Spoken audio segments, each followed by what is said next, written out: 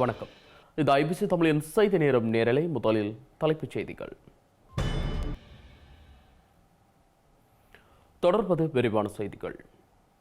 இலங்கையில் அறவழி போராட்டக்காரர்களை மிகவும் மோசமாக ஒடுக்கும் ஸ்ரீலங்கா அரசாங்கத்தின் நடவடிக்கைகள் தொடரும் நிலையில் ரணிலின் அண்மைய யாழ்ப்பாண பயணத்தின் போது அறவழி எதிர்ப்பில் பங்கெடுத்த பிரமுகர்கள் குறிவைக்கப்பட்டு வருகின்றனர். அந்த வகையில் பொத்துவில் தொடக்கம் பொலிகண்டி வரையான மக்கள் எழுச்சி இயக்கத்தின் ஒருங்கிணைப்பாளர் தவத்திரு வேலன் சுவாமிகள் இன்று இரவு வேளையில் கைது செய்யப்பட்டு பின்னர் விடுவிக்கப்பட்டுள்ளார். கடந்த ஞாயிற்றுக்கிழமை யாழ்ப்பாணத்தில் நடைபெற்ற தேசிய பொங்கல் விழாவில் ஸ்ரீலங்கா அரசு தலைவர் கலந்து கொண்ட போது நடத்தப்பட்ட எதிர்ப்பு போராட்டத்தின் போது ஸ்ரீலங்கா காவல்துறையினரின் கடமைக்கு இடையூறு விளைவித்த குற்றச்சாட்டிலேயே அவர் கைது செய்யப்பட்டுள்ளார். வேலன் சுவாமியின் கைது வடக்கின் அறவழி போராட்ட வட்டாரங்களில் அதிர்ச்சியை ஏற்படுத்திய நிலையில் அவர் இன்று இரவு நீதிமன்றத்தில் முன்னிலைப்படுத்தப்பட்ட பின்னர் பிணையில் விடுவிக்கப்பட்டுள்ளார். இவரது விடுதலைக்காக நாடாளுமன்ற உறுப்பினரும் ஜனாதிபதி சட்டத்தரணியுமான எம் ஏ சுமந்திரன், சட்டத்தரணி மணிவண்ணன் ஆகியோர் முன்னிலையாக இருந்தமை குறிப்பிடத்தக்கது. யாழ்ப்பாணத்தில் இடம்பெற்ற தேசிய பொங்கல் தின நிகழ்வில் ஸ்ரீலங்கா ஜனாதிபதிக்கு எதிராக யாழ்ப்பாண பல்கலைக்கழக மாணவர்களால் அமைதி வழி பேரணி ஒழுங்கு செய்யப்பட்டிருந்தது. இந்த பேரணியில் கலந்து கொண்ட வயோதிப தாய்மார்கள், சிறுவர்கள், பெண்கள், மத தலைவர்கள் மற்றும் மாணவர்கள் மீது ஸ்ரீலங்கா காவல்துறையினர், விசேட அதிரடி படையினர், இராணுவத்தினர் தடுத்து நிறுத்தியதுடன் நீர்த்தாரை பிரயோகத்தையும் மேற்கொண்டிருந்தனர். இந்த நிலையில் ஸ்ரீலங்கா காவல்துறையினரின் கடமைகளுக்கு இடையூறு ஏற்படுத்தினர் என குற்றம் சாட்டி காவல்துறையினரால் விசாரணைகள் முன்னெடுக்கப்பட்டிருந்தன. இன்றைய தினம் அவரது இருப்பிடத்திற்கு சென்ற காவல்துறையினர் அவரை விசாரணைக்காக யாழ்ப்பாணம் காவல் நிலையத்திற்கு அழைத்து சென்றிருந்தனர். இந்த நிலையில் 3 மணி நேர விசாரணையின் பின்னர் அவர் கைது செய்யப்பட்டுள்ளார். கைது செய்யப்பட்ட வேலன் சுவாமிகள் யாழ் காவல் நிலையத்தில் தடுத்து வைக்கப்பட்டிருந்ததுடன் நீதிமன்றத்தில் முன்னிலைப்படுத்தப்பட்ட நிலையில் பிணையில் விடுதலை செய்யப்பட்டுள்ளார். இந்த நிலையில் வேலன் சுவாமியின் பிணை விடுதலைக்கு முன்னர் இந்த அடாவடியான கைதுக்கு கடும் கண்டனம் வெளியிட்ட மதகுரு கந்தையா ஜெகதாஸ், இது ஸ்ரீலங்காவின் எதேச்சதிகார நகர்வு எனவும் குறிப்பிட்டுள்ளார். இன்றைய நாளிலே மிகவும் துன்பமும் அவலமும் நிறைந்த ஒரு செயலை ஸ்ரீலங்கா அரசானது நிறைவேற்றி இருக்கின்றது. யாழ் நல்லூர் சிவகுரு ஆதீனத்தினுடைய முதல்வரும் எமது பொத்திவில் தொடக்கம் பொலிகண்டி வரையிலான மக்கள் பேரெழுச்சி இயக்கத்தினுடைய இணை ஒருங்கிணைப்பாளரும் ஒரு மனிதநேயம் மானிட உரிமைகளுக்கான முன்னின்று செயற்படுகிறவருமாகிய தவத்திரு வேலன் சுவாமி அவர்களை யாழ் போலீசாரினால் அவர் கைது செய்யப்பட்டு தடுத்து வைக்கப்பட்டிருக்கிறார். அவர் ஒரு உயர்வான ஆன்மீக குருவாகவும் உண்மையிலே துன்புறுகின்ற மக்களுடைய ஒரு தொண்டனாகவும் மானிட நேயத்திற்காக தன்னை அர்ப்பணித்து செயற்படுகின்ற அவரை போலீசார் கைது செய்து அடைத்து வைத்த செயலானது ஏற்றுக்கொள்ள முடியாத வன்மம் நிறைந்த செயலாகும்.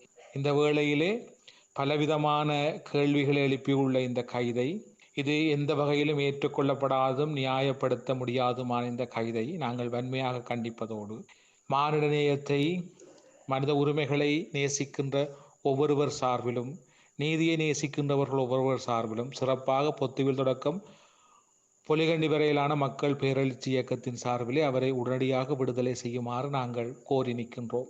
கடந்த 15ஆம் தேதி ஸ்ரீலங்கா அரசினுடைய இந்த நாட்டினுடைய ஜனாதிபதி ரணில் விக்ரமசிங்கே அவர்கள் யாழ்ப்பாணம் வருகை தந்திருந்த பொழுது அதற்கு எதிர்ப்பு தெரிவித்து ஜனநாயக வழிகளில் பாதிக்கப்பட்ட மக்கள் மற்றும் சிவில் சமூக செயற்பாட்டாளர்கள் மற்றும் வடக்கு கிழக்கு பல்கலைக்கழக மாணவர்கள் இணைந்து ஒரு எதிர்ப்பினை வெளியிட்டிருந்தனர். அந்த நேரத்தில் ஸ்ரீலங்கா போலீசார் மற்றும் இராணுவத்தினர் அந்த மக்களுக்கு எதிராக நீர்த்தாரை பிரயோகம் மற்றும் மிக மோசமான சில நெருக்கடிகளை கொடுத்து அந்த போராட்டத்தை கலைக்கிறதுக்கு அல்லது போனால் அவர்கள் அந்த ஆலயத்துக்கு செல்ல விடாமல் மறுப்பு தெரிவித்து தடைகளை ஏற்படுத்தியிருந்தனர்.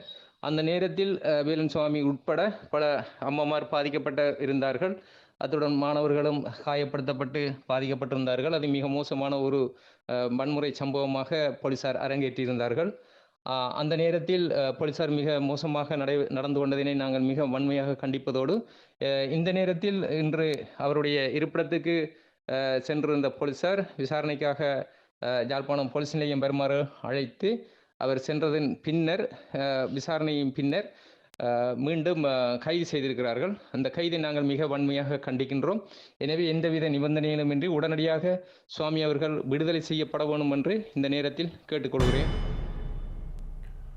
மாலைத்தீவில் இன்று சந்திப்புகளை நடத்திய இந்திய வெளியுறவு அமைச்சர் ஜெய்சங்கர் நாளை இலங்கைக்கு செல்லும் நிலையில் இந்தியா தனது சாகர் மாலா திட்டம் மற்றும் அயலவர்களுக்கு முன்னுரிமை ஆகிய திட்டங்களை தீவிரமாக நகர்த்தியுள்ளதாக தெரிகின்றது. இந்து சமுத்திர பிராந்தியத்தில் உள்ள மாலைத்தீவு மற்றும் இலங்கை ஆகிய 2 நாடுகளை மேலும் தனது வியூகத்திற்குள் கொண்டுவரும் வகையிலான திட்டங்களுடன் இந்திய வெளியுறவு அமைச்சர் ஜெயசங்கரின் பயணம் இடம்பெற்று வருகிறது. இந்த 2 நாடுகளும் இந்தியாவின் முக்கிய கடல்சார் அயல் நாடுகள் என்பதால் இந்தியா தனது சாகர் திட்டம் மற்றும் அயல் நாடுகளுக்கு முன்னுரிமை திட்டத்தையும் இன்றும் சிறப்பாக நகர்த்தவுள்ளதாகவும் அறிவிக்கப்பட்டுள்ளது.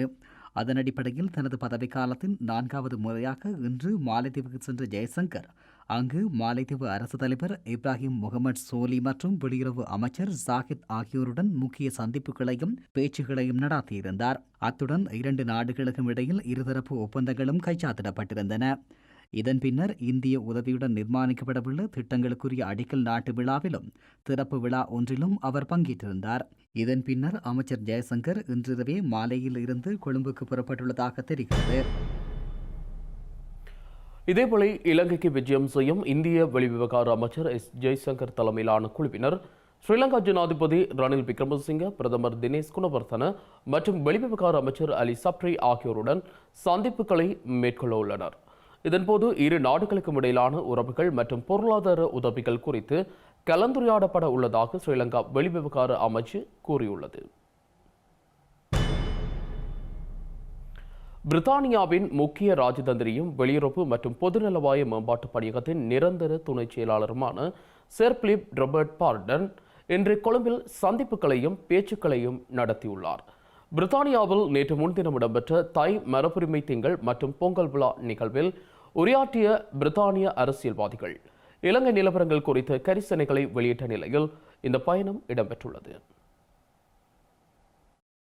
இலங்கையில் போர்க்குற்றங்கள் மற்றும் மனித உரிமை மீறல்களில் ஈடுபட்ட அரசியல் மற்றும் இராணுவ முகங்களுக்கு தடைகள் விதிக்கப்படும் என லிப்டம் எனப்படும் தாராளவாத ஜனநாயக கட்சியின் தலைவர் ஏடிவி உறுதியளித்த பின்னணியில் சர் பிலிப் ராபர்ட் பார்டன் கொழும்பில் சந்திப்புகளை நடத்தியுள்ளார். ஸ்ரீலங்காவின் 75வது சுதந்திர தின நிறைவு விழா தொடர்பான நிகழ்வுகளுடன் இந்த சந்திப்பு இடம்பெற்றதா அல்லது வேறு நிகழ்ச்சி நிரல்களுடன் தொடர்புடையதாக இந்த சந்திப்பு இடம்பெற்றதா என்பது தெரியவரவில்லை. இலங்கையில் வாழும் தமிழ் மக்களுக்கு நீதியை வழங்க பிரித்தானிய கட்சிகள் செயற்படும் என்ற உறுதிமொழியை தமிழர்களுக்கான அனைத்து கட்சி நாடாளுமன்ற குழுவின் தலைவரான எலியட் கோல்பன் வழங்கியிருந்த நிலையில் தமது கட்சி ஆட்சிக்கு வந்தால் இலங்கையில் போர் குற்றங்களில் ஈடுபட்டவர்களுக்கு தடைகள் விதிக்கப்படும் என லிப்டம் எனப்படும் தாராளவாத ஜனநாயக கட்சியின் தலைவர் ஏடிவி உறுதியளித்திருந்த நிலையிலும் சர் பிலிப் ராபர்ட் பார்டன் பயணம் இடம்பெற்றுள்ளமை குறிப்பிடத்தக்கது. இதன்போது இலங்கையின் தற்போதைய அபிவிருத்திகள் மற்றும் 2023ஆம் ஆண்டிற்கான சமூக பொருளாதார உறுதித்தன்மை, நல்லிணக்கம் மற்றும் மீட்சிக்கான அரசாங்கத்தின் திட்டங்கள் குறித்தும் ஸ்ரீலங்கா வெளிவிவகார செயலாளர் விஜயவர்தன ஐக்கிய ராஜ்யத்தின் நிரந்தர துணை செயலாளருக்கு விளக்கமளித்தார். சர் பிலிப் பார்டன் இலங்கையின் முயற்சிகளை ஊக்குவித்ததோடு பிரித்தானியாவின் ஆதரவை மீண்டும் வலியுறுத்தினார்.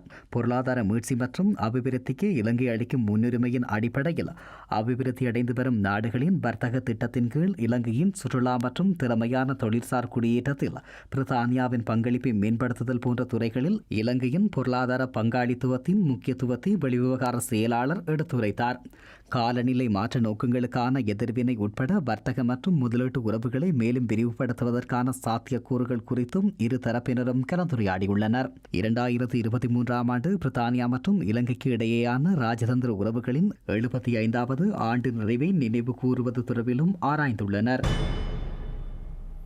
இலங்கையில் தேர்தல் செலவினங்களை ஒழுங்குபடுத்தும் சட்டமூலத்தை நாடாளுமன்றத்தில் விவாதத்திற்கு எடுத்துக்கொள்ள கட்சித் தலைவர்கள் கூட்டத்தில் தீர்மானிக்கப்பட்டுள்ளது. எனினும் ஆளுங்கட்சி இந்த தன்னிச்சையான முடிவிற்கு ஸ்ரீலங்கா எதிர்க்கட்சித் தலைவர் சஜித் பிரேமதாச எதிர்ப்பு வெளியிட்டுள்ளார். அதே நேரம் தேர்தல்களுக்கான செலவினத்தை ஒழுங்குபடுத்தும் சட்டமூலத்திற்கு எதிராக நாளை ஆர்ப்பாட்டத்தில் ஈடுபட உள்ளதாக எதிர்க்கட்சியின் பிரதம கொறடா லக்ஷ்மன் கிரியல்ல தெரிவித்துள்ளார். ஸ்ரீலங்கா ஜனாதிபதி மற்றும் பிரதமர் தலைமையில் இன்று விசேட கட்சித் தலைவர்கள் கூட்டம் இடம்பெற்றது. இதன்போது தேர்தல் செலவீனங்களை ஒழுங்குபடுத்தும் சட்டம் மூலம் நாளைய தினம் நாடாளுமன்றத்தில் விவாதத்திற்கு எடுத்துக் கொள்ளப்படவுள்ளதாக தீர்மானிக்கப்பட்டுள்ளது.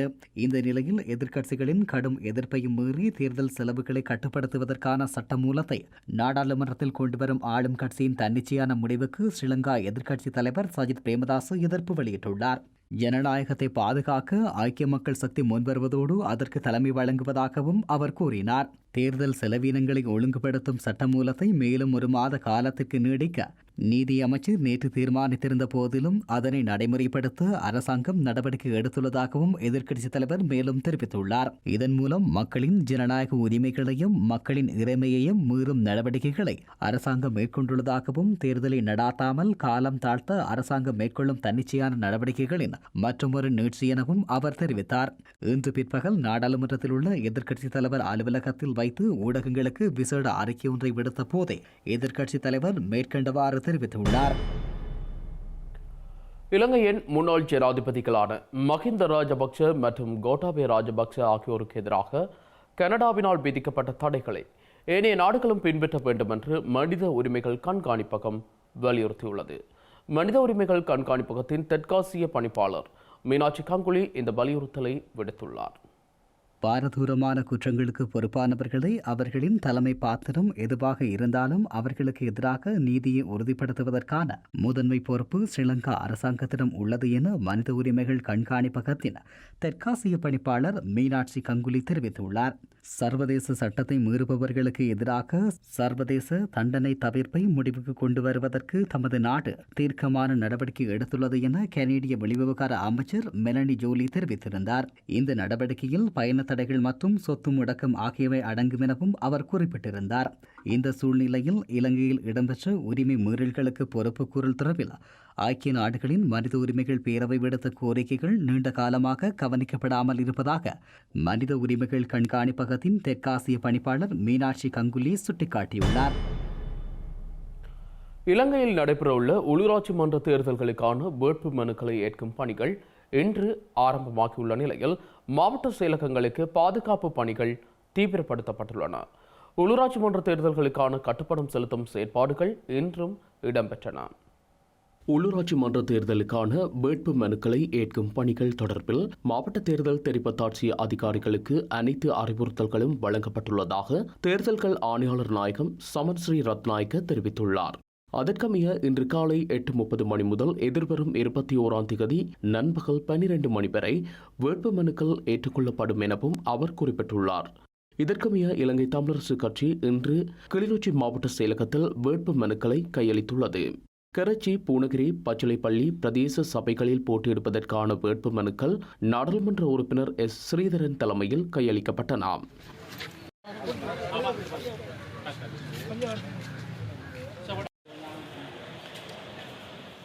இதேவேளை வேட்பு மனுக்களை ஏற்றுக்கொள்ளும் பணிகள் ஆரம்பமாகியுள்ள நிலையில் கிளிநொச்சி மாவட்ட செயலகத்தில் பாதுகாப்பு பணிகள் தீவிரப்படுத்தப்பட்டுள்ளன. இதற்கமைய ஸ்ரீலங்கா காவல்துறையினர் அதிகளவானோர் பாதுகாப்பு பணிகளில் ஈடுபடுத்தப்பட்டுள்ளனர். அகில இலங்கை தமிழ் காங்கிரஸ் யாழ் மாவட்டத்தில் உள்ளூராட்சி மன்ற தேர்தலுக்கான கட்டுப்பணத்தை இன்றைய தினம் செலுத்தியுள்ளது. இன்று புதன்கிழமை காலை 11 மணியளவில் யாழ்ப்பாண மாவட்ட செயலகத்தில் உள்ள தேர்தல்கள் அலுவலகத்தில் சட்டத்திரணி காண்டீபன் தலைமையிலான குழு கட்டுப்பணத்தை செலுத்தியது. ஜனாதிபதி ரணில் விக்ரமசிங்க தலைமையிலான ஐக்கிய தேசிய கட்சி மட்டக்களப்பு மாநகர சபை உட்பட மாவட்டத்தில் உள்ள 12 உள்ளூராட்சி சபைகளுக்கு இன்றைய தினம் கட்டுப்பணம் செலுத்தியுள்ளது. வன்னி தேர்தல் தொகுதியில் மன்னார் மாவட்டத்திற்கான கட்டுப்பணத்தை 5 கட்சிகளை உள்ளடக்கிய ஜனநாயக தமிழ் தேசிய கூட்டணி, ஐக்கிய தேசிய சுதந்திர முன்னணி, ஐக்கிய தேசிய கட்சி ஆகிய 3 கட்சிகள் இன்றைய தினம் காலை செலுத்தியுள்ளன. ஜனநாயக தமிழ் தேசிய கூட்டணியில் அங்கம் வகிக்கும் டெலோ, பிளட், EPRLF, ஜனநாயக போராளிகள் கட்சி, தமிழ் தேசிய கட்சி ஆகிய 5 கட்சிகளும் இணைந்து கட்டுப்பணத்தை செலுத்தியுள்ளனர். இதேவேளை அகில இலங்கை தமிழ் காங்கிரஸ் கட்சி கிளிநொச்சி தேர்தல்கள் அலுவலகத்தில் கரச்சி, பச்சிலைப்பள்ளி, பூநகரி பிரதேச சபைகளில் போட்டியிடுவதற்கான கட்டுப்பணத்தை இன்று செலுத்தியுள்ளது. மட்டக்களப்பு மாநகர சபை, காத்தான்குடி, ஏறாவூர் நகர சபைகள் அடங்கலான மாவட்டத்தின் அனைத்து சபைகளிலும் ஐக்கிய தேசிய கட்சி போட்டியிடும் நிலையில் நாளைய தினம் வேட்புமனுக்கள் தாக்கல் செய்யும் எனவும் தெரிவிக்கப்பட்டுள்ளது. நுவரெலியா மாவட்ட தேர்தல் அலுவலகத்தில் ஸ்ரீலங்கா சுதந்திர கட்சியின் நுவரெலியா மாவட்ட ஆசன அமைப்பாளர் சதானந்தன் திருமுருகன் மற்றும் ஸ்ரீலங்கா சுதந்திர கட்சியின் அங்கத்தவர்கள் உள்ளடக்கிய குழு கட்டுப்பணத்தை செலுத்தியுள்ளது.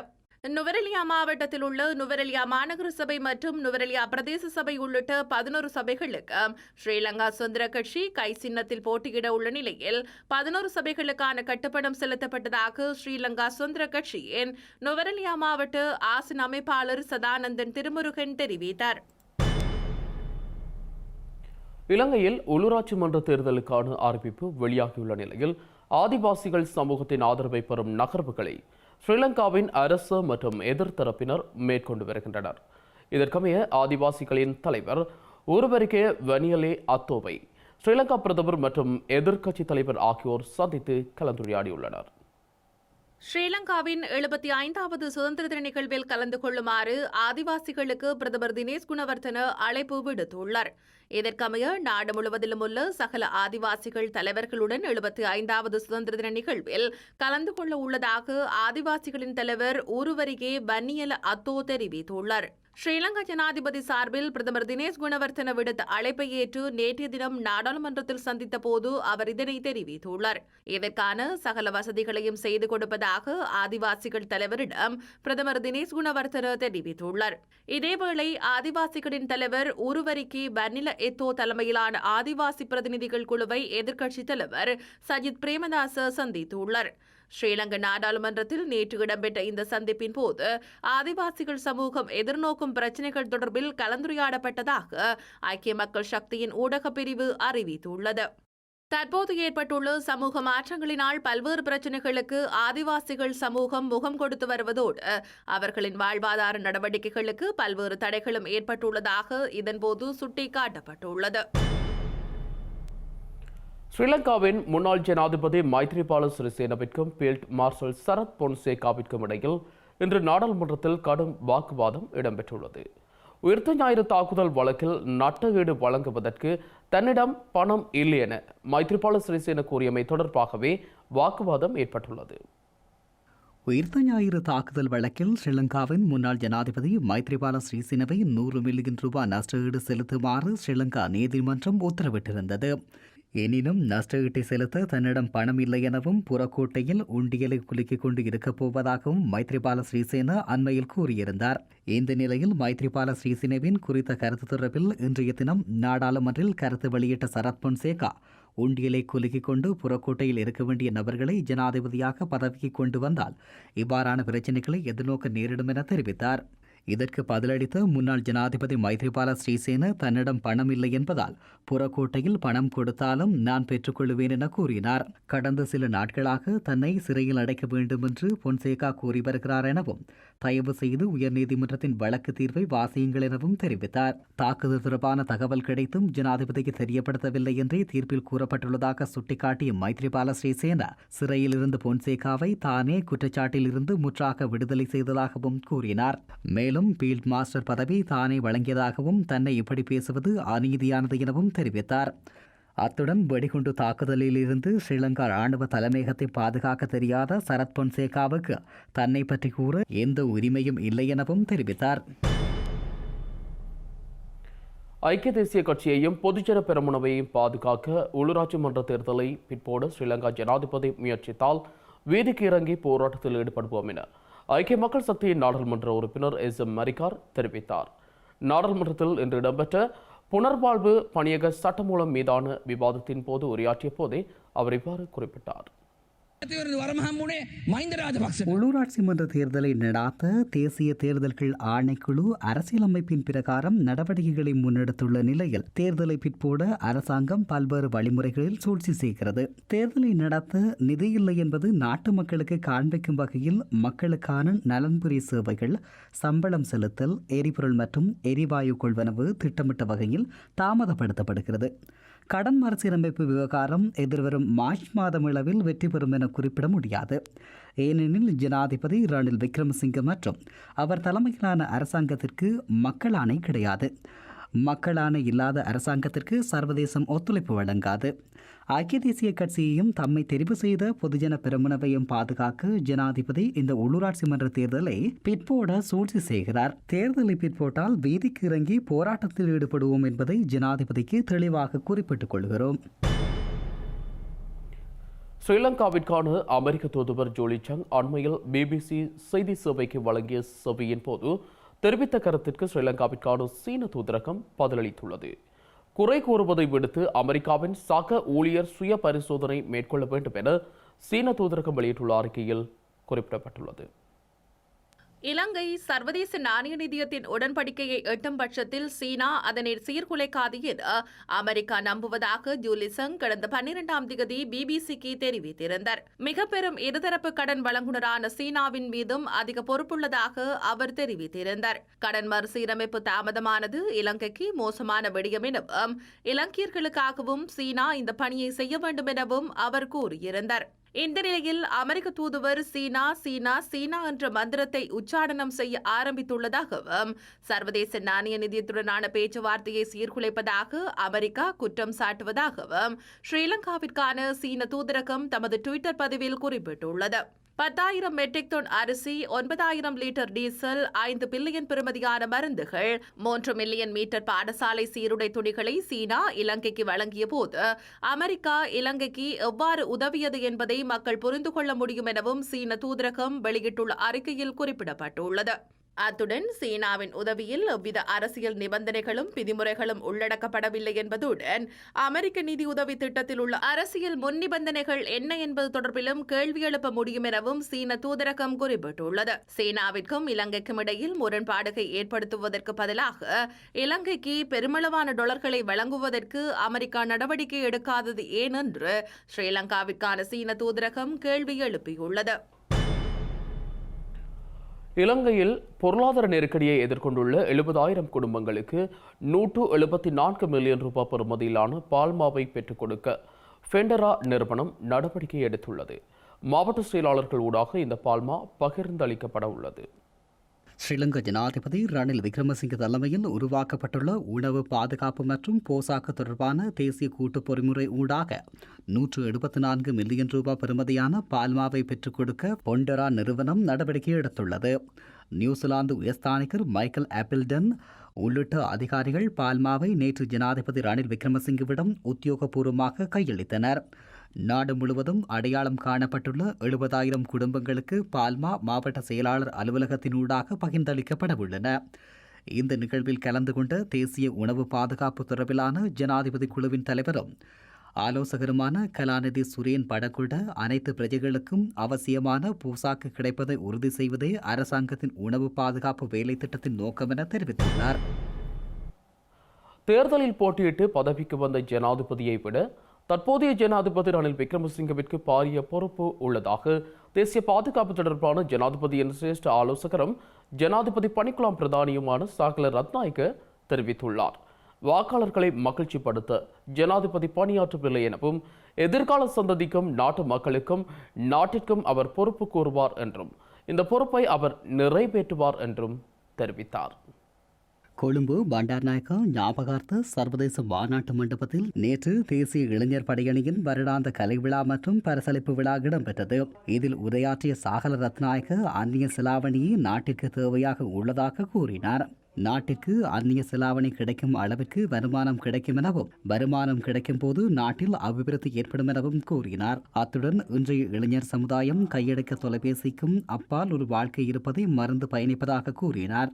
இந்நிகழ்வில் உரையாற்றிய ஸ்ரீலங்கா பிரதமர் தினேஷ் குணவர்தன இலங்கையின் எதிர்காலத்தில் நாட்டை கட்டியெழுப்பும் சவாலுக்கு இளைஞர் படையணி போன்ற அமைப்புகள் மிகப்பெரிய பங்காற்றுவதாக தெரிவித்துள்ளார்.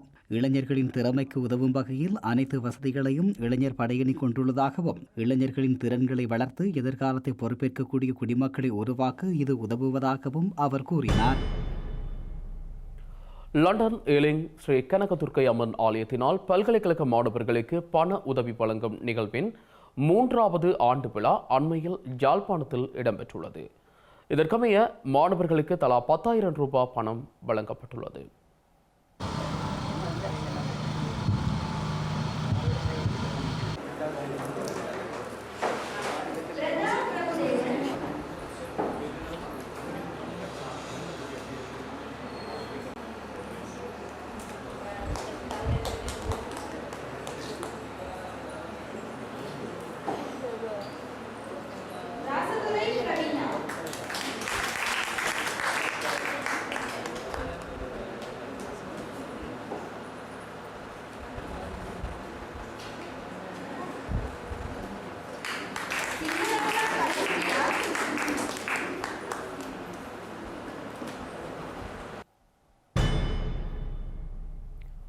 மேலும் சில உள்ளூர் செய்திகள் தொடர்கின்றன.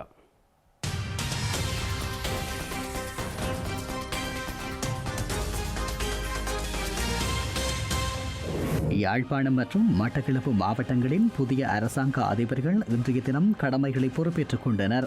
யாழ் மாவட்டத்திற்கான புதிய அரசாங்க அதிபராக அம்பலவாணர் சிவபால சுந்தரமும், மட்டக்களப்பு மாவட்டத்திற்கான புதிய அரசாங்க அதிபராக கலாமதி பத்மராஜாவும் நியமிக்கப்பட்டுள்ளனர். இவர்களுக்கான நியமன கடிதங்கள் நேற்று ஸ்ரீலங்கா பிரதமர் அலுவலகத்தை வைத்து பிரதமர் தினேஷ் குணவர்த்தனவினால் வழங்கப்பட்டுள்ளன. இலங்கையில் எதிர்காலத்தில் எண்ணெய் சுத்திகரிப்பு நிலையத்தை நடாத்த முடியாத நிலை ஏற்படும் என பெட்ரோலிய சட்ட கூட்டுத்தாபனத்தின் முகாமைத்துவ பணிப்பாளர் சுசந்த சில்வா தெரிவித்துள்ளார். பெட்ரோலிய சட்ட கூட்டுத்தாபனத்திற்கு செலுத்த வேண்டிய தொகையை மின்சார சபை உரிய முறையில் செலுத்தாவிட்டால் இந்த நிலை ஏற்படும் எனவும் குறிப்பிட்டார். தற்போது வரை மின்சார சபை 108 பில்லியன் ரூபாவிற்கும் அதிகமான தொகையை செலுத்த வேண்டியுள்ளதாக முகாமைத்துவ பணிப்பாளர் சுசந்த சில்வா தெரிவித்துள்ளார். உயிர்த்த ஞாயிறு தாக்குதல் வழக்கில் முன்னாள் ஜனாதிபதி மைத்ரிபால சிறிசேன 10 கோடி ரூபாய் நஷ்டஈட்டை வழங்க வேண்டும் என நீதிமன்றம் உத்தரவிட்டுள்ள நிலையில் அதற்கான பணத்தை சேகரிக்கும் வகையில் கலைஞர் ஒருவர் கொழும்பு கோட்டையில் உண்டியல் குலுக்கி பண சேகரிப்பு நடவடிக்கையில் ஈடுபட்டார். இதன்போது திரட்டப்பட்ட 1810 ரூபாய் பணத்தை முன்னாள் ஜனாதிபதி மைத்திரியிடம் கையளிக்க தேவையான ஏற்பாடுகளை குறித்த கலைஞர் முன்னெடுத்துள்ளார். இலங்கையில் கடந்த வருடம் தேயிலை ஏற்றுமதி மூலம் 411 பில்லியன் ரூபாய் வருமானம் கிடைத்துள்ளதுடன் 250 மில்லியன் கிலோ தேயிலை ஏற்றுமதி செய்யப்பட்டுள்ளதாக தேயிலை சபை குறிப்பிட்டுள்ளது. இருப்பினும் இந்த தொகை 2021ஆம் ஆண்டுடன் ஒப்பிடுகையில் 12% வீழ்ச்சி எனவும் தெரிவிக்கப்பட்டுள்ளது. செய்திகளின் நிறைவாக மீண்டும் தலைப்புச் செய்திகள். இத்துடன் ஐபிசி தமிழின் செய்தி நேரம் நேரலை நிறைவடைகின்றது. உடனுக்குடன் செய்திகளை அறிந்து கொள்ள ibctamil.com என்ற மது இணையதளத்தை பார்வையிடுங்கள். வணக்கம்.